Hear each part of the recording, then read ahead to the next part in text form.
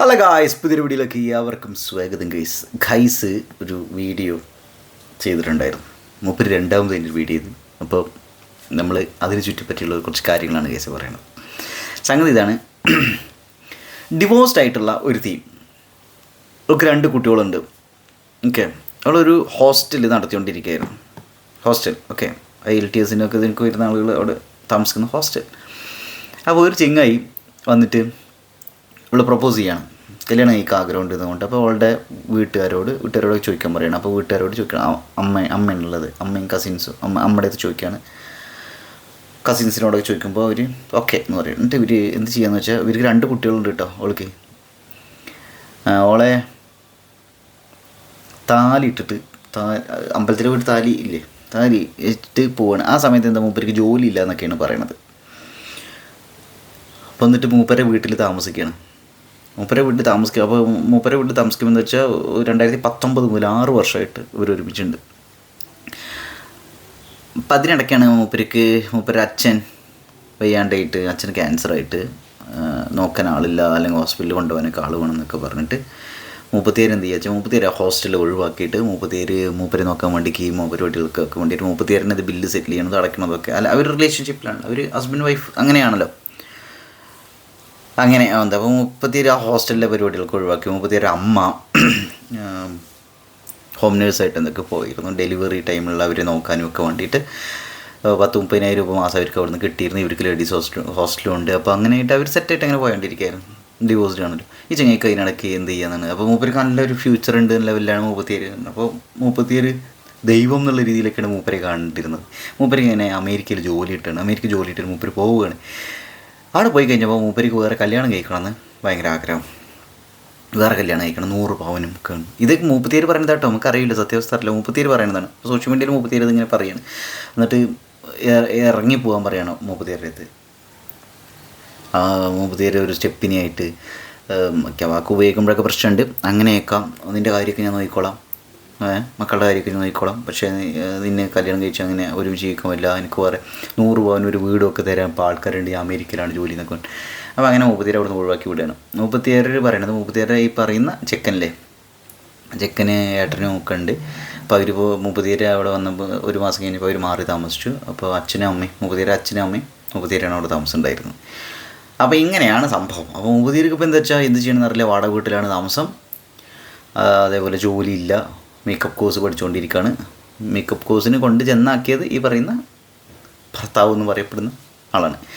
പക്ഷേ സംഗതി എന്താ വെച്ചാൽ, ഇവർ ഒഫീഷ്യൽ നിയമപരമായിട്ട് ഈ കല്യാണം കഴിച്ചിട്ടില്ല, രജിസ്റ്റർ ചെയ്തിട്ടില്ല എന്നാണ് പറയപ്പെടുന്നത്. ഇവർ സംഗതി എന്താ വെച്ചാൽ അതിനെക്കുറിച്ച് ഇവർ സംസാരിക്കുന്നില്ല. ഇവർ പറയുന്നത് അമ്പലത്തിൽ പോയിട്ട് താലി കെട്ടി, അതേപോലെ സിന്ദൂരം ചാർത്തി എന്നൊക്കെയാണ് പറയണത്. അത് ദൈവവിശ്വാസി ആയതുകൊണ്ട് അവരങ്ങനെ ചെയ്തായിരിക്കും. പക്ഷേ നിയമപരമായിട്ടൊരു ഇതില്ല. അപ്പോൾ ഇവർ ഇറക്കി വിട്ടാലും നിയമപരമായിട്ട് ഇവർക്ക് വലിയ സംരക്ഷണം കിട്ടും തോന്നില്ല. എനിക്കറിയില്ല കേട്ടോ എന്താ അതിൻ്റെ അവസ്ഥ എന്ന്.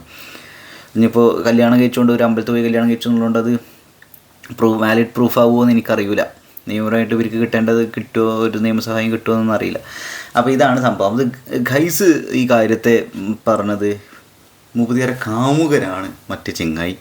എന്നിട്ട് കാമുകൻ്റെ വീട്ടിൽ നിന്ന് ഇറങ്ങിപ്പോകാൻ കാമുകൻ പറഞ്ഞു. അത് കയ്യിലിരിപ്പ് കൊണ്ടാണ് രീതിയിലാണ് ഗൈസ് അവതരിപ്പിക്കുന്നത്. ഇതാണ് സംഭവം. അപ്പോൾ 37 വേറെ വീട്ടിലേക്ക് മെൻ്റലി 37 ആകെ കയ്യിൽ നിന്ന് പോയിക്കുന്ന ഒരവസ്ഥയിലാണ്. ഭയങ്കര ട്രൊമാറ്റിക്കായ രീതിയിലാണ് 37 പോയോണ്ടിരിക്കുന്നത്. അപ്പോൾ സപ്പോർട്ടിന് ആരുമില്ല, എന്താ ചെയ്യേണ്ടതില്ല, കയ്യിൽ കാശില്ല, അതൊക്കെയാണ് അവസ്ഥ. അപ്പോൾ ഗൈസ് കംപ്ലീറ്റ് ലോജിക്ക് വെച്ചിട്ട് എന്താണ് ചെയ്യണത്, അവർ ഉടായ്പാണ് ചെയ്യണത്. അവർ സോഷ്യൽ മീഡിയയിൽ ഇൻസ്റ്റാഗ്രാമിൽ ഇതൊക്കെ ചെയ്യുന്നു, വീഡിയോസ് ചെയ്യുന്നു, കുറേ തുടങ്ങിയിട്ട് വെറുപ്പിക്കുന്ന രീതിയിൽ സംസാരിക്കണം. ഇവർക്ക് നെഗറ്റീവ് കമൻറ്റ്സ് ഒരുപാട് വരുന്നുണ്ട്, പോസിറ്റീവ് കമൻറ്റ്സ് കുറച്ച് വരുന്നുണ്ട്. പക്ഷേ കൂടുതൽ നെഗറ്റീവ് കമൻറ്റ്സ് വരുന്നത്. വെറുപ്പിക്കൽ നിർത്തുക, അങ്ങനെ ഇങ്ങനെ എനിക്ക് പ്രാന്താണെന്നുള്ള രീതിയിൽ ഇങ്ങനെ പലരും കമൻറ്റ് ചെയ്യണതൊക്കെ. അപ്പോൾ ഇവർ ബസ്സിന് പോകാൻ പൈസ ഇല്ല എന്നൊക്കെ പറഞ്ഞുള്ള വീഡിയോസൊക്കെ ഉണ്ട്. അപ്പോൾ എനിക്കത് പെട്ടെന്ന് സെൻസ് ചെയ്തു. കേസ് നമ്മൾ ലൈഫിൽ ഇങ്ങനെയുള്ള അവസ്ഥയിൽക്കൂടെയൊക്കെ, ഇതല്ലെങ്കിൽ വേറൊരു രീതിയിൽ സാമ്പത്തികമായിട്ടും മാനസികമായിട്ടൊക്കെ പോയി കിടക്കുന്ന സമയത്ത്, വൈകാരികമായിട്ടൊക്കെ തകർന്നിരിപ്പണായിക്കുന്ന സമയത്ത് കുറച്ച് ആളുകളെയും കണ്ടിട്ട് നമ്മുടെ ലൈഫിൽ ഇങ്ങനെ സംഭവിച്ചിട്ടുണ്ട്. അപ്പോൾ എനിക്കത് കണക്റ്റായി. അപ്പോൾ നിയമപരമായിട്ടുള്ള ഒരാളെ ബ്ലൈൻഡായിട്ട് വിശ്വസിക്കുമ്പോൾ നിയമപരമായിട്ടുള്ള കുറേ കാര്യങ്ങൾ ഒരു പക്ഷേ ആ സമയത്ത് ചെയ്യണമെന്നില്ല. അപ്പോൾ അതിന് ചില സമയത്ത് നമുക്ക് നല്ല പണി കിട്ടുന്നുണ്ടായിരിക്കാം. അപ്പോൾ അങ്ങനെ ഒരു സ്റ്റേജിൽ കൂടെ ഇവർ പോയോണ്ടിരിക്കണം. അപ്പോൾ ഗൈസിന് എന്താ പറയേണ്ടത് നോക്ക് ഗൈസ്. ലീഗലി ഞാൻ ഡിവോഴ്സ് ആയ ആളായിരുന്നു. അതെല്ലാം അറിഞ്ഞിട്ട് തന്നെയാണ് അഖിൽ വന്നത്. അഖിൽ ഇപ്പോൾ അമേരിക്കയിൽ പോയപ്പോൾ അഖിലിന്റെ സ്റ്റാറ്റസ് മാറി. അഖിലിന് വേറെ വിവാഹം കഴിക്കണം എന്നോട് പറഞ്ഞു, നീ മാറി നിൽക്കുക, നിന്നെ ഞാൻ എറണാകുളത്ത്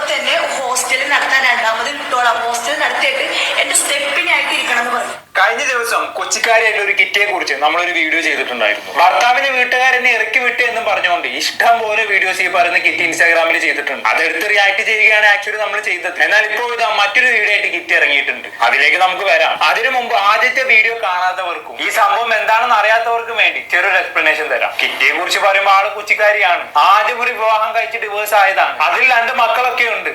2 പെൺമക്കളാണ്. ഒരാൾ 10ലും മറ്റാൾ 8ലുമാണ് പഠിക്കുന്നത്. എന്തായാലും പിന്നീട് 2019 ഈ പറയുന്ന കോട്ടയംകാരനായിട്ടുള്ള അഖിലുമായി കിറ്റ് ഇഷ്ടത്തിലാവുന്നത്. ഈ അഖിലിന്റെ വീട്ടിൽ നിന്നാണ് തന്നെ ഇറക്കി വിട്ടത് എന്ന് പറഞ്ഞുകൊണ്ട് കഴിഞ്ഞ കുറച്ച് ദിവസങ്ങളായിട്ട് കിറ്റി വീഡിയോസ് ചെയ്തുകൊണ്ടിരിക്കുന്നത്. അഖിൽ തന്നെ താലി കെട്ടി എന്ന് കിറ്റി പറയുന്നുണ്ടെങ്കിലും വിവാഹം രജിസ്റ്റർ ചെയ്തിട്ടുണ്ടായിരുന്നില്ലെന്ന് തോന്നുന്നു. ഇനിയിപ്പോ താലി കെട്ടി എന്ന് കിറ്റി പറയുന്നതിന്റെ സത്യമാണോ എന്ന് അറിയില്ല. കാരണം താലി കെട്ടുന്ന ഒരു ഫോട്ടോ പോലും ഇവരെവിടെയും പോസ്റ്റ് ചെയ്തിട്ടില്ല. അഖിലിനെ കെട്ടിപ്പിടിക്കുന്നതും ഉമ്മ വെക്കുന്നതും ഒക്കെ ഇവർ ഇൻസ്റ്റയിൽ പോസ്റ്റ് ചെയ്തിട്ടുണ്ട്. പക്ഷെ താലി കെട്ടുന്ന ഫോട്ടോ മാത്രമില്ല. സോ അഖിലും കിറ്റിയും ഒഫീഷ്യലി വിവാഹം ഒന്നും കഴിച്ചിട്ടില്ലായിരുന്നു എന്ന് അതിൽ നിന്ന് മനസ്സിലാക്കാം. ഇവരുടെ ഒരു ലിവിംഗ് ടുഗദർ സെറ്റപ്പ് ആയിരുന്നു എന്ന് വേണമെങ്കിൽ പറയാം. കിറ്റി ഇടയ്ക്കൊക്കെ അഖിലിന്റെ വീട്ടിൽ വന്ന് താമസിക്കാറുണ്ടായിരുന്നു എന്നൊക്കെയാണ് പറയുന്നത്. അഖിലിന്റെ അച്ഛന് ക്യാൻസർ ആയ സമയത്ത് അദ്ദേഹത്തെ പരിചരിക്കാനൊക്കെ താൻ പോയിട്ടുണ്ടായിരുന്നു എന്നൊക്കെ കിറ്റി പറയുന്നുണ്ട്. ഒഫീഷ്യലി കല്യാണം ഒന്നും കഴിച്ചില്ലെങ്കിലും കിറ്റിയെയും കിറ്റിയുടെ മക്കളെയും അതുപോലെ തന്നെ കിറ്റിയുടെ അമ്മയെയും ഒക്കെ താൻ നോക്കിക്കോളാം എന്ന് അഖിൽ വാക്ക് തന്നിരുന്നു എന്നൊക്കെയാണ് കിറ്റി കഴിഞ്ഞ വീഡിയോകളിൽ പറഞ്ഞിരുന്നത്. അങ്ങനെ പോയിക്കൊണ്ടിരിക്കുകയാണ് അഖിലിന് അമേരിക്കയിൽ ജോലി കിട്ടിയത്. അതോടെ അഖിലിന്റെ വീട്ടുകാർക്ക് കിറ്റിയെ എങ്ങനെയെങ്കിലും ഒഴിവാക്കണമെന്നായി. കിറ്റി 2ാം ഘട്ടല്ലേ, മോൻ അമേരിക്കയിൽ ജോലിക്ക് കിട്ടിയ സ്ഥിതിക്ക് ഇനിയും നല്ല കല്യാണാലോചനകൾ വരുമല്ലോ. അങ്ങനെയൊക്കെ പ്ലാൻ ചെയ്തിട്ടാണ് അഖിലിന്റെ വീട്ടുകാർ തന്നെ ഒഴിവാക്കാൻ നോക്കിയത് എന്നാണ് കിറ്റി പറയുന്നത്. എന്തായാലും ഇത്തവണ കിറ്റി അഖിലിന്റെ വീട്ടിൽ പോയപ്പോഴാണ് അവൾ അവിടെ നിന്ന് പുറത്താക്കാൻ ശ്രമിച്ചതെന്നാണ് പറയുന്നത്. ഇതുമായി ബന്ധപ്പെട്ട് ഒരുപാട് വീഡിയോകൾ കിറ്റി തന്നെ ഇൻസ്റ്റാഗ്രാമിൽ പോസ്റ്റ് ചെയ്തിട്ടുണ്ട്. എല്ലാത്തിനും ഒടുക്കത്തെ റീച്ചും ഉണ്ട്. ഇതെല്ലാം കിറ്റി പറഞ്ഞ കാര്യങ്ങളാണ് കേട്ടോ. ഇതിൽ എത്രത്തോളം സത്യമുണ്ടെന്ന് നമുക്കറിയില്ല. അഖിലിന് പറയാനുള്ള കാര്യങ്ങളും കൂടി പുറത്തു വന്നാലേ ഇതിന് യഥാർത്ഥ സത്യാവസ്ഥ മനസ്സിലാക്കാൻ കഴിയുകയുള്ളൂ. അഖിൽ ഉടനെ തന്നെ ഇതുമായി ബന്ധപ്പെട്ട് ഒരു എക്സ്പ്ലനേഷൻ തരുമെന്ന് വിചാരിക്കാം. എന്തായാലും കിറ്റിയുടെ വീഡിയോകൾ നമ്മൾ റിയാക്ട് ചെയ്തു. അതിനൊക്കെ അത്യാവശ്യം റീച്ചും കിട്ടി. എന്തായാലും അതിന് ശേഷം ഇപ്പൊ ഈ വിഷയത്തിൽ പുതിയൊരു വീഡിയോ ആയിട്ട് കിറ്റ് രംഗത്ത് വന്നിരിക്കുകയാണ് സുഹൃത്തുക്കളെ. നമ്മൾ അന്ന് കണ്ടോക്കാം. പരസ്യം. അപ്പോൾ ഗൈസ്, ഇവിടെ സംഭവം എന്താണെന്ന് വെച്ചിട്ടുണ്ടെങ്കിൽ നമ്മൾ പേഴ്സണൽ ലൈഫിൽ പ്രത്യേകിച്ച് മാരേജ് പോലുള്ള ഇതിലൊക്കെ നമ്മൾ ചെയ്യേണ്ട കുറച്ച് കാര്യങ്ങളുണ്ട്. ലീഗലി ചെയ്യേണ്ട കാര്യങ്ങളൊക്കെ ചെയ്യുക. അല്ലെങ്കിൽ എന്താ വെച്ചാൽ ഇങ്ങനെ എന്തെങ്കിലും ക്ലാഷ് വരുമ്പോൾ, ഇങ്ങനെ എന്തെങ്കിലും വിഷയങ്ങളുണ്ടാകുമ്പോൾ പ്രശ്നമാകുന്നത്. പിന്നെ ലൈഫ് എപ്പോഴും ഒരുപോലെ ഒന്നും ആവില്ല. അപ്പോൾ അതൊക്കെ ഒന്ന് മനസ്സിലാക്കി തന്നായിരിക്കും. ഇപ്പോൾ ഇവർ പറഞ്ഞില്ല, അവർ ഹോസ്റ്റലിൻ്റെ ഇത് ഒഴിവാക്കിയിട്ടൊക്കെയാണ് അവർ വേറെ ആൾക്ക് വേണ്ടിയിട്ട് ഇത് ചെയ്തത്. അപ്പോൾ അവർ ഭർത്താവാണ് വിചാരിച്ചിട്ട് ചെയ്തത്. അപ്പോൾ ഭർത്താവാണ് നിയമപരമായിട്ട് എന്താണ് ഒരു ഇതുള്ളത്, വാലിഡിറ്റി എന്താ പറയും, ഒരു ഇതെന്താ ഉള്ളത്, ഒരു ബാക്കപ്പ് എന്താ ഉള്ളത്, ഒരു പ്രൂഫ് എന്നുള്ള ലെവലിൽ അത്. പ്ലസ് ഇവർക്കിപ്പോൾ ജീവിക്കാനുള്ളൊരു വഴിയില്ല. ഇനിയിപ്പോൾ അവർ കോഴ്സൊക്കെ കഴിഞ്ഞിട്ട് വർക്കിനൊക്കെ പോകുമ്പോൾ എന്തായാലും ഓഫ് കോഴ്സ് ഞാൻ ഒരു ഇവർ അങ്ങനെ ഫ്യൂച്ചറൊക്കെ അടിപൊളിയായിരിക്കും. കോഴ്സ് കഴിഞ്ഞിട്ട് വർക്കൊക്കെ പോയിട്ടുണ്ടെങ്കിൽ അടിപൊളിയായി. പക്ഷേ ഇപ്പോൾ അവർ പെട്ടിരിക്കുന്ന അവസ്ഥയില്ലേ. അതേപോലെ തന്നെ അവർ ഇൻസ്റ്റാഗ്രാമിലൊക്കെ അത്യാവശ്യം നല്ല റീച്ച് ഉണ്ടായിരിക്കും. നല്ല റീച്ചുണ്ട്. ആ ഒരു യൂട്യൂബ് ചാനൽ തുടങ്ങിയിട്ടുണ്ടെങ്കിലേ നല്ല സാധ്യത ഉണ്ട്. അപ്പോൾ അതൊക്കെ അടിപൊളിയായിരിക്കും. പക്ഷേ ഇപ്പോഴത്തെ കുറച്ച് കാര്യങ്ങൾ അവരെ സപ്പോർട്ട് ചെയ്യാൻ ആരും ഉണ്ടാവില്ല. പ്രത്യേകിച്ച് ഡിവോഴ്സ്ഡ് ആണെങ്കിൽ അവർ പറയുന്നുണ്ട്, എനിക്ക് കുട്ടികളെയൊക്കെ ഇഷ്ടമായിരുന്നു അവനെ എന്നൊക്കെ പറയുമ്പോൾ. അപ്പോൾ ഇതൊക്കെയാണ് പലർക്കും സഹിക്കാത്ത. അവരാ ലോജിക്ക് വെച്ചു കുട്ടികളെയൊക്കെ ഇഷ്ടമായിരുന്നു ഒരു ചെക്കൻ, അപ്പോൾ ഇവർക്ക് വേറെ സൂക്കടാണെന്നൊക്കെയാണ് പലരും പറയുന്നത്. ഞാനൊരു കാര്യം കേസ് എല്ലാതും നമുക്ക് ലോജിക്ക് വെച്ച് നോക്കുമ്പോൾ അവർക്ക് അത്ര ഇഷ്ടമായിരുന്നു എന്ന് അവർക്ക് കിട്ടിയ വാക്കുകൾ വെച്ച് അവർ പറഞ്ഞാണ്. ഇപ്പം അവർ എക്സ്പ്രഷൻ അവർ പെരുമാറുന്ന രീതി കണ്ടവർക്ക് പാവം തോന്നിയത്. ആരായാലും അങ്ങനെ മതി. അല്ലാണ്ട് എല്ലാ ലോജിക്ക് വെച്ചിട്ട് നമുക്ക് ചെയ്യാൻ പറ്റും ഒരു കാര്യത്തെ വിലയിരുത്തി. എന്തിനാ നമ്മളെപ്പോഴും ജഡ്ജ് ചെയ്യണത്? ഗൈസൊക്കെ ഭയങ്കരമായിട്ട് ജഡ്ജ് ചെയ്യുന്നതായിട്ട് ഗൈസ് എനിക്ക് തോന്നിയത്. എന്തായാലും അതിന് ശേഷം ഇപ്പൊ ഈ വിഷയത്തിൽ പുതിയൊരു വീഡിയോ ആയിട്ട് കിറ്റ് രംഗത്ത് വന്നിരിക്കുകയാണ് സുഹൃത്തുക്കളെ. നമ്മൾ അന്ന് കണ്ടോക്കാം. ഹലോ ഫ്രണ്ട്സ്, നിങ്ങൾ രണ്ടാഴ്ചയായിട്ട് എൻ്റെ ഇഷ്യൂസ് നിങ്ങൾ കണ്ടുകൊണ്ടിരിക്കുന്നതല്ലേ. ഞാൻ ഒരു കാമുകന്റെ കൂടെയല്ല ഞാൻ ഒളിച്ചോടിയിരിക്കുന്നത്. ഞാൻ 2 കുട്ടികളുള്ള ഒരു അമ്മ തന്നെയാണ്. പക്ഷെ അയാളെ ഞാൻ ലീഗലി ഡിവോഴ്സ് ചെയ്ത ശേഷം അഖിൽ VS മാനാനം വട്ടുകുളം കോട്ടയത്തുള്ള ആള് എന്നെ പ്രപ്പോസ് ചെയ്തു. എൻ്റെ അമ്മയോട് വന്ന് ചോദിച്ചു, എൻ്റെ ചേച്ചിനോട് ചോദിച്ചു, എൻ്റെ കസിൻസിനോട് ചോദിച്ചിട്ട് തന്നെയാണ് അമ്പലത്തിൽ കൊണ്ട് താലി കെട്ടി കോട്ടയത്ത് അവന്റെ വീട്ടിൽ കൊണ്ടുപോയത്. അല്ലാതെ ഞാൻ എൻ്റെ പെൺമക്കളെ ഉപേക്ഷിച്ച് എൻ്റെ കെട്ടിയാനെ ഉപേക്ഷിച്ച് ഞാൻ ആ ഒരു വ്യക്തിയുടെ കൂടെ പ്രേമമൂത്ത് കാമുകനായിട്ട് ഒളിച്ചോടിയ ആളല്ല. ഇത് പറയാൻ കാരണം ഇൻഫ്ലുവൻസർ ആയിട്ടുള്ള ഒരു ചാനലിൽ യൂട്യൂബ് ഇൻസ്റ്റയിലും എല്ലാം ഇൻഫ്ലുവൻസർ ആയിട്ടുള്ള ഒരാൾ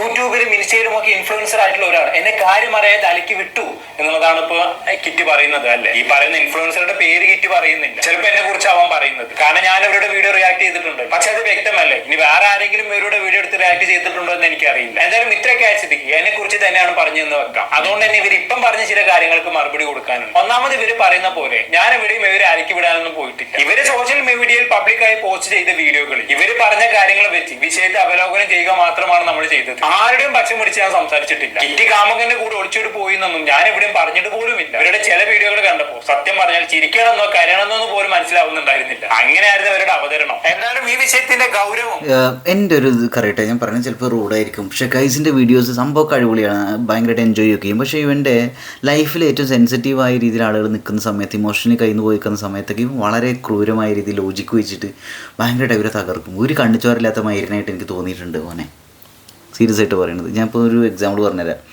ഇവൻ്റെ ഒരു ലോജിക്കുണ്ട്.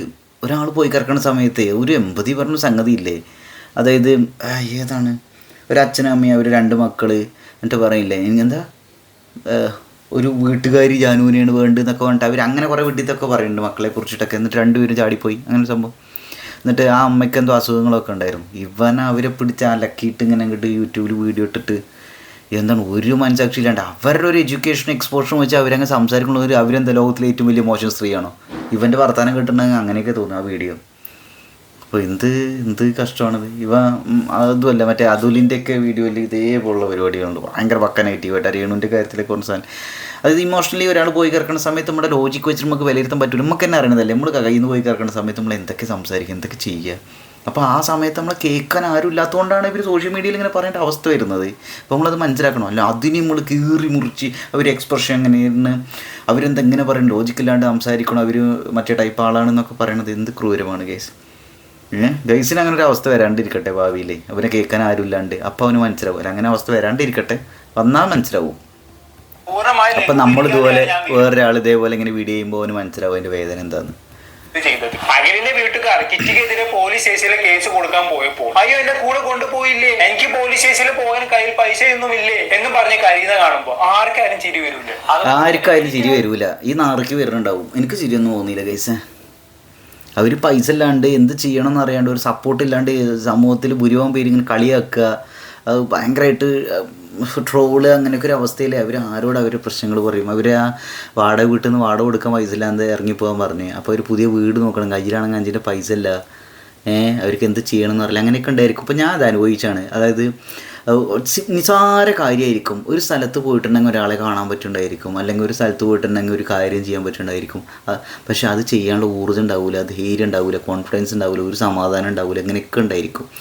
അപ്പോൾ ഇതൊക്കെ ഇതിൻ്റെ ഒരു ഭാഗമാണ്. ഇവൻ എന്ത് തേങ്ങ അറിയണത്, എന്ത് കോപ്പ് വെച്ചിട്ട് ഇപ്പം പറയണത്, ആറിത്തരം വിളമ്പിടും ഇല്ല എന്ന് പറഞ്ഞ് ഇടയ്ക്കിടെ വന്ന് കരയും. സ്വന്തമായിട്ട് ഒരു അമ്മയും 2 പെൺമക്കളും ജീവിച്ചിരിക്കുകയാണ് ഇങ്ങനെ ഇപ്പൊ പറഞ്ഞ് കരയുന്നതെന്ന് ഓർക്കണം. അതുപോലെ തന്നെ എന്റെ മക്കളെക്കാൾ ഞാൻ ഏറ്റവും കൂടുതൽ ആരുമില്ല എന്ന് പറഞ്ഞത്. ഇപ്പൊ അമ്മയും 2 മക്കളൊക്കെ അവിടെ ഉണ്ട്, ഇവളെ ഹെൽപ്പ് ചെയ്യാൻ ആരും ഇല്ല എന്നാണ് പറഞ്ഞത്. അമ്മ ഹോം നേഴ്സായിട്ട് ജോലിയൊക്കെ ചെയ്തിരുന്ന ഒരു 37 അത് ജോലിയൊന്നും പോകണ്ടെന്നൊക്കെ പറഞ്ഞിട്ട് അവരത് ഉപേക്ഷിച്ച് മറ്റേ ചെങ്ങായി നോക്കാന്ന് പറഞ്ഞിട്ട് 37 ഹോസ്റ്റലിൽ നടത്തിക്കൊണ്ടിരുന്ന ആളാണ്, അതും ഒഴിവാക്കി. അത് അങ്ങനെ ഹെൽപ്പ് ചെയ്യാൻ ആരുമില്ല എന്നാണ് പറഞ്ഞത്. അപ്പോഴേക്കും ഇവനെന്താ പറഞ്ഞത്, അമ്മ ഉണ്ട് 2 മക്കളുണ്ടെന്ന്. അവരെ ഹെൽപ്പ് ചെയ്യാൻ ആരുള്ളത് ഈ ഒരു അവസ്ഥയിൽ? അതാണ് സംഗതി. അതെന്താ മനസ്സിലാക്കാത്തത്? പിന്നെ അവിടെ മൊത്തം 2 പെൺമക്കളാണുള്ളത്, 37 സ്ത്രീയാണ്, 37 അമ്മയും സ്ത്രീയല്ലേ, 4 യുവതികൾ, സ്ത്രീകൾ, ഫീമെയിൽ ആളുകളാണ് അവിടെ ഉള്ളത്. അപ്പോൾ ഈ സമൂഹത്തിൽ എന്തൊക്കെ ഊഹിക്കാവുന്നേ ഉള്ളൂ. അപ്പോൾ അങ്ങനെയൊക്കെയുള്ള ഒരു അപകടകരമായ ഒരു അവസ്ഥയിലാണ് അവർ ജീവിക്കുന്നത്. അപ്പോൾ അവരൊരു പേടിയും കൊണ്ട് പറഞ്ഞത്. പിന്നെ ഇക്കോല്ല അവർ അത്രയും കോൺഫിഡൻ്റ് ആയ ഒരു സ്ത്രീയാണെന്ന്. അതായത് അവർക്ക് ഇമോഷണലി കണക്ഷൻ ഉള്ള വിശ്വസിക്കാൻ പറ്റുന്ന ആളുകൾ ഒരു പക്ഷെ ഉണ്ടാവില്ലായിരിക്കും. അവർ ഈ 5-6 കൊല്ലം ഒരാളെ വിശ്വസിച്ചിട്ട് അയാൾ ഇങ്ങനെ ഒരു പണിയെന്ന് ഇന്ന് പറയുന്നു. അപ്പോൾ ഇത് പലരും നിയമപരമായിട്ട് ഡിഫർമേഷനൊക്കെയാണ് ഇവർക്കെതിരെ കേസൊക്കെ പിന്നെ രജിസ്റ്റർ ചെയ്യണമെന്നൊക്കെ പറയേണ്ടത്, വീഡിയോസ് ഡിലീറ്റ് ചെയ്യണമെന്ന് പറയുന്നത്, അങ്ങനെയെന്നൊക്കെ. അപ്പോൾ ഞാൻ പറഞ്ഞു വരട്ടെ, ഇവരെ ആരും ഹെൽപ്പ് ചെയ്യാണ്ടാവില്ലായിരിക്കും. അവർ ഒരു വഴിയില്ലാത്തതുകൊണ്ടല്ലേ സോഷ്യൽ മീഡിയയിൽ തീർന്നുണ്ടായിരിക്കും. അതെന്താ മനസ്സിലാക്കാത്തത്? അല്ലാണ്ട് സോഷ്യൽ മീഡിയയിൽ പേഴ്സണൽ ലൈഫ് പറയണവരൊക്കെ അവർ വൈറലാവാൻ വേണ്ടി ചെയ്യണതാണ് തോന്നുന്നുണ്ടോ ഗൈസ്? എനിക്കങ്ങനെ തോന്നുന്നില്ല. അത് അവർ അങ്ങനെ കയ്യിൽ നിന്ന് പോയി കിടക്കുന്ന സമയത്താണ് അവരിങ്ങനെ പറയേണ്ടാവുക. പിന്നെ ഈ പറഞ്ഞ ആൾ കിറ്റി എന്ന് പറയുന്ന അവർ വളരെ ഇമോഷണലായ ഒരാളായിട്ടാണ് എനിക്ക് തോന്നിയത് ഗൈസിന് ഇമോഷൻസും ഫീലിങ്സും ഒന്നും ഇമ്പോർട്ടൻ്റ് അല്ലായിരിക്കും. അഖിലേട്ടനെ ആയിരുന്നു എന്ന് പറഞ്ഞ് മറ്റൊരു കാര്യം വെച്ച്. ഇത്തരം കാര്യങ്ങളൊക്കെ ഞാൻ ആ വീഡിയോയിൽ ചെറുതായിട്ട് പറഞ്ഞു പോയിട്ടുണ്ടായിരുന്നു എന്നല്ലാതെ ഇവര് പറയുന്ന പോലെ ഇവരെ അലക്കി വിട്ടിട്ടൊന്നും ഉണ്ടായിരുന്നില്ല. സത്യം പറഞ്ഞാൽ ഇപ്പൊ ആലോചിക്കുമ്പോ അങ്ങനെ അലക്കി വിടുകയായിരുന്നു വേണ്ടിയിരുന്നതെന്നാണ് തോന്നുന്നത്. അതൊരു മറ്റുകൂടിയാണ് നോക്കാം. ഞാൻ ഒരു കാമുകന്റെയും കൂടെ പോയിട്ടില്ല. അയാൾ എന്നെ അമ്പലത്തിൽ കൊണ്ട് താലി കെട്ടിയിട്ട് തന്നെയാണ് അയാളുടെ കോട്ടയത്തുള്ള അഖിൽ VS മാന്നാനം പട്ടുകുളം കോട്ടയത്തെ വീട്ടിലേക്ക് പോയത്. കോട്ടയത്തെ അയാളുടെ ഇവർ വീട്ടിൽ കാണിച്ച വലിയൊരു അബദ്ധം എനിക്ക് തോന്നുന്നത് ഇവർ രജിസ്റ്റർ ചെയ്യണമായിരുന്നു. അപ്പോൾ ഇനി പ്രശ്നങ്ങളൊന്നും ബുദ്ധിമുട്ടുകളൊന്നും ഉണ്ടാവില്ല. ഇവർ രജിസ്റ്റർ ചെയ്തിട്ടില്ല, അതാണ് പ്രശ്നം. പ്രത്യേകിച്ച് 2 പെൺമക്കളുള്ള അവരെ ജോലി ഉപേക്ഷിച്ച് ഇവരുടെ കരിയർ ആ സംഭവം ഉപേക്ഷിച്ച് അമ്മ ജോലി ഉപേക്ഷിച്ച് അപ്പോൾ കാശില്ല, അപ്പോൾ ഒരാളെന്നെ ഡിപ്പെൻഡ് ചെയ്യേണ്ടി വരും. ഇങ്ങനെയൊക്കെ ബുദ്ധിമുട്ടുകളുണ്ട്. പിന്നെ വേറെ ഒരാളുടെ വീട്ടിലാണ് താമസിക്കുന്നത്. അപ്പോൾ അയാളായിട്ട് രജിസ്റ്റർ മാരേജ് ചെയ്തിട്ടുണ്ടായിരുന്നെങ്കിൽ ഈ പ്രശ്നങ്ങളൊന്നും സംഭവിക്കില്ലായിരുന്നു. അല്ലെങ്കിൽ അങ്ങനെ അഥവാ എന്തെങ്കിലും പ്രശ്നം വരികയാണെങ്കിൽ നിയമപരമായ സപ്പോർട്ട് കാര്യമായി കിട്ടുമായിരുന്നു. ഇത് അങ്ങനെയൊക്കെ പ്രശ്നങ്ങളുണ്ടല്ലോ. അമ്മയും ചേട്ടനും ചേച്ചിയും ഉണ്ട്. ഞങ്ങൾ ഒരുമിച്ചാണ് ജീവിച്ചുകൊണ്ടിരുന്നത്. ഞാൻ ചെന്ന് 1 മാസം 2 മാസം കഴിഞ്ഞപ്പോഴേക്കും ചേട്ടനും ചേച്ചി വേറെ വീടെടുത്ത് കുറവലങ്ങാട് എന്നൊരു സ്ഥലം നിങ്ങൾക്ക് എല്ലാവർക്കും അന്വേഷിക്കാം. കുറവലങ്ങാട് എന്ന് പറഞ്ഞ സ്ഥലത്തിൽ ഒരു മടത്തിൽ പറമ്പ് ടെമ്പിൾ ഉണ്ട്. അതിന്റെ ഓപ്പോസിറ്റ് അവർ പോയി താമസിച്ചത്. അതിനുശേഷം ഞാനും അച്ഛനമ്മയും മാത്രമാണ് വീട്ടിലുണ്ടായിരുന്നത്. അതിലപ്പോഴേക്കും അമേരിക്കയ്ക്ക് പോയി. ഞാനൊരു ഹോസ്റ്റൽ നടത്തിയിരുന്ന ലേഡിയാണ്. എടപ്പള്ളിയിൽ, നിങ്ങൾക്ക് ആരോട് വേണമെങ്കിൽ അന്വേഷിക്കാം. എടപ്പള്ളി ടോൾ ജംഗ്ഷൻ, അവിടെ ലേഡീസിന് മാത്രമുള്ള ഒരു ഹോസ്റ്റലായിരുന്നു. IELTS-നും OET-നും വേണ്ടിയിട്ടാണ് നമ്മൾ പ്രിഫർ ചെയ്തുകൊണ്ടിരുന്നത്. അതെല്ലാം നിർത്തി വെച്ചിട്ട് അഖിൽ VS മാന്നാനം വട്ടുകുളത്തിന്റെ അച്ഛന് വയ്യാതായപ്പോൾ, സാഹുരാജ് VS വയ്യാതായപ്പോൾ ഞാൻ എന്റെ ഹോസ്റ്റലിൽ വിട്ട് എല്ലാം വിട്ട് അയാളുടെ വീട്ടിൽ പോയിരുന്നു. അയാളുടെ അച്ഛനെ അമ്മയെയും കാരിത്താസ് കൊണ്ടു നടന്ന് ചികിത്സിച്ചു. അച്ഛനെ റേഡിയേഷൻ, കീമോ എല്ലാം ചെയ്യാനായിട്ട് നിങ്ങൾ അന്വേഷിച്ചോളൂ. കോട്ടയത്തുള്ള കാരിത്താസ് ഹോസ്പിറ്റലിൽ ഉണ്ണിയസ്പിള്ള സാറിനെ ഞങ്ങൾ കണ്ടുകൊണ്ടിരുന്നത്.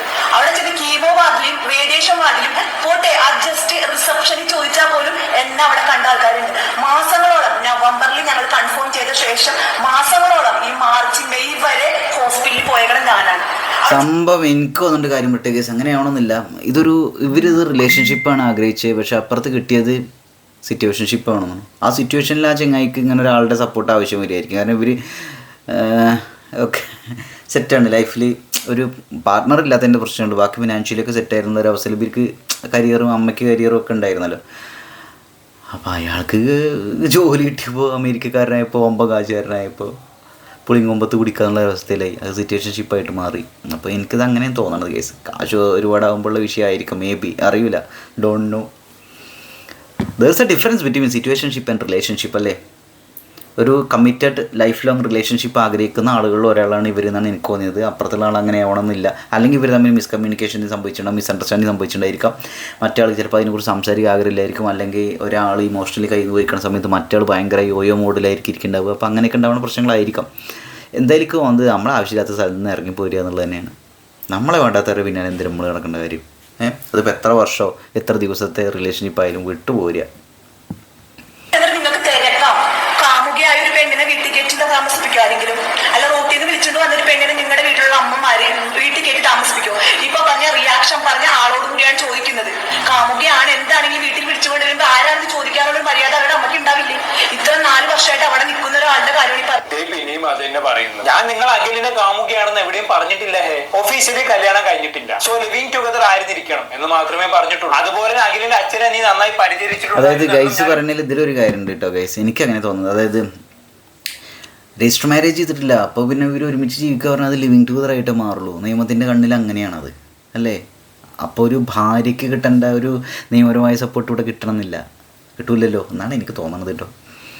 അപ്പോൾ ഇവർ രജിസ്റ്റർ മാരേജ് ചെയ്തിരുന്നെങ്കിൽ ഇവർ പറയുന്നതിനൊക്കെ കൃത്യമായിട്ട്, അതായത് ഇവർക്ക് ചിലവിന് കൊടുക്കാനൊക്കെ അങ്ങനെ ഒരു വഴിയൊക്കെ അവിടെ ഉണ്ടാവുമായിരുന്നു. കുറച്ചുകൂടി നിയമപരമായിട്ട് സപ്പോർട്ട് കിട്ടിയാനെ. ഇതിപ്പോൾ അങ്ങനെയല്ലല്ലോ. പിന്നെ ഇവരെന്തോ അവിടെ കംപ്ലയിൻറ്റ് കൊടുക്കാൻ പോയപ്പോൾ സമയത്ത് അവരുടെ മറ്റേ മൂപ്പരുടെ അച്ഛൻ അയ്യോ അങ്ങനെ ചെയ്യേണ്ടെന്ന് പറഞ്ഞു. എന്തോ പറഞ്ഞിട്ട് ഇവരെ കംപ്ലയിൻറ്റ് കൊടുക്കണില്ല, അവൻ എങ്ങനെയെങ്കിലും ജീവിച്ചോട്ടെ, ഞാൻ ഇഷ്ടപ്പെടുന്ന ആളല്ലേ എന്നൊക്കെ കൊണ്ട് അത് ഇവരുടെ ഭാഗത്ത് വലിയൊരു പോസിറ്റീവ് സംഗതിയായിട്ട് എനിക്ക് തോന്നുന്നത്.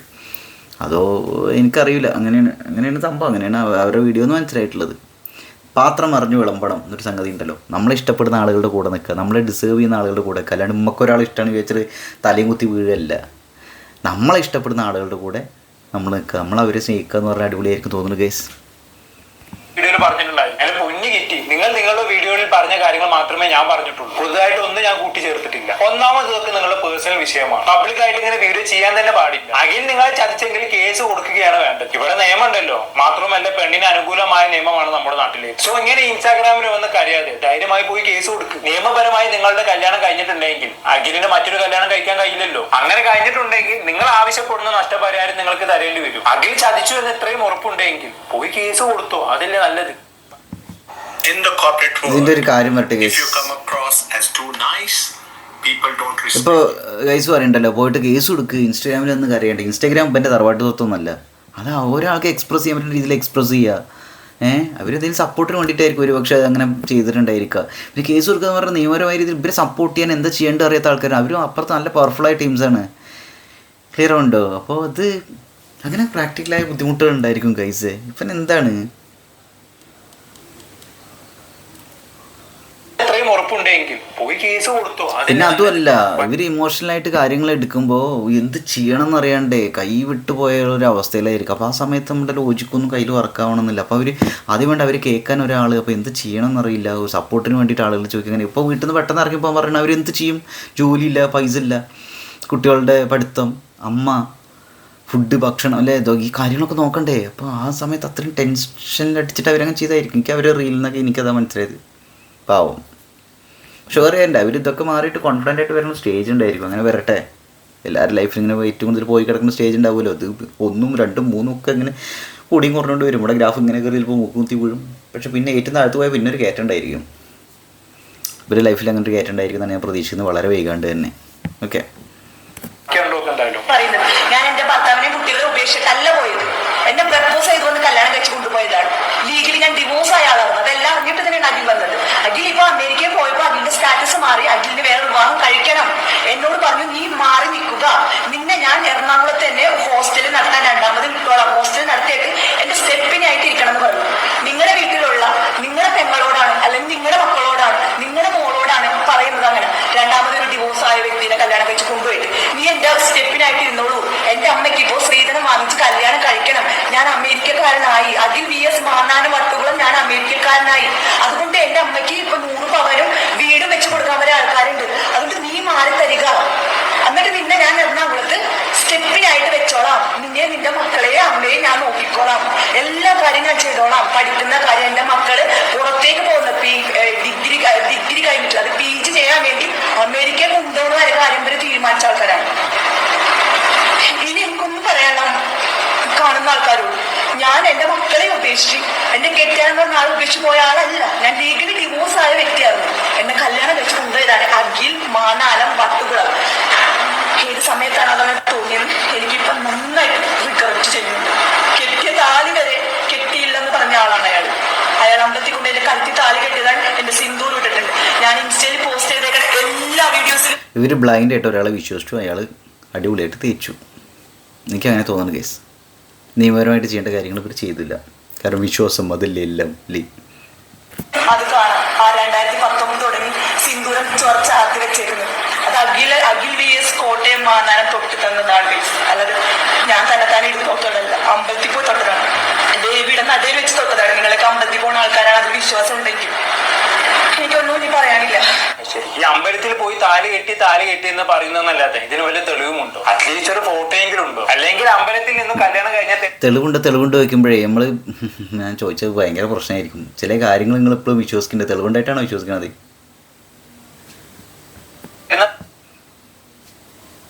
സർട്ടിഫിക്കറ്റ് എങ്കിലും ഉണ്ടോ? അതെങ്കിലും കയ്യിലുണ്ടോ? ഇതൊന്നും ഇല്ലാതെ താലി കെട്ടി എന്നൊന്നും പറഞ്ഞിട്ട് പ്രത്യേകിച്ച് കാര്യം ഉണ്ടാവുമെന്ന് എനിക്ക് തോന്നുന്നില്ല. ഇതൊക്കെ ഉണ്ടെങ്കിൽ പിന്നെ അവർക്ക് ഇങ്ങനെ ഇൻസ്റ്റയിൽ വന്ന് കരേണ്ട ആവശ്യം ഉണ്ടാവില്ലല്ലോ അല്ലെ? രേഖകളൊക്കെ കൊണ്ട് കാര്യങ്ങളെ ചൂസ് ചെയ്യുന്നുണ്ടോ? ഇതൊക്കെ ഉണ്ടെങ്കിൽ ഇൻസ്റ്റയിൽ വന്ന് കരയേണ്ട കാര്യമില്ല അല്ലേന്നോ? ഒന്നാമത്തെ ഒരു ഇൻസ്റ്റയിൽ വന്ന് കരയുക. അവരവരെ കാര്യം ഷെയർ ചെയ്യണോ? കരയുക മാത്രമാണോ അവർ ചെയ്യണത്? അല്ല. പക്ഷേ ഇവരെല്ലാം ഇൻസ്റ്റയിൽ വന്ന് കരയണം എന്നാണ് പറഞ്ഞത്. ഒന്ന് ഓക്കെ. രണ്ടാമത്തെ കാര്യം പറഞ്ഞെന്താണ്, ഇതൊക്കെ ഉണ്ടായിരുന്നെങ്കിൽ ഇവർക്ക് ഇങ്ങനെ കരയേണ്ട കാര്യമുണ്ടോയെന്ന്. ഇതൊക്കെ ഉണ്ടായിരുന്നെങ്കിൽ എന്താ ഇങ്ങനെ പറയൂലേ? ഇവരാണോ കോടതി? ഇവരാണോ തീരുമാനിക്കണത് ഇതൊക്കെ ഉണ്ടെങ്കിൽ കരയൂല എന്നൊക്കെ? ദർസ് ചാൻസ്. നമ്മളൊരു റാഷണലിൽ നിൽക്കുന്ന കാര്യങ്ങൾ, ലോജിക്കിൽ നിൽക്കുന്ന കാര്യങ്ങളല്ല ലോകത്ത് എപ്പോഴും സംഭവിക്കുക. നമ്മളറിയാത്ത എന്തൊക്കെ കാര്യങ്ങളുണ്ട്. നമ്മൾ ശരിക്കും അനുഭവിച്ചിട്ടില്ലാത്ത കാര്യങ്ങളൊക്കെ നമുക്ക് കഥകൾ മാത്രമാണ്. അത്രയേ ഉള്ളൂ ഗൈസ്. ഇവനൊരു ഇമോഷണൽ ഒരു എന്താ പറയുക ഒരു കമ്പാഷൻ ഒരു സാധനം ഇല്ലാന്ന് എനിക്ക് തോന്നുന്നു കേസ് അതിന് വളരെ കുറവാണ് അത് തോന്നുന്നു മാറി.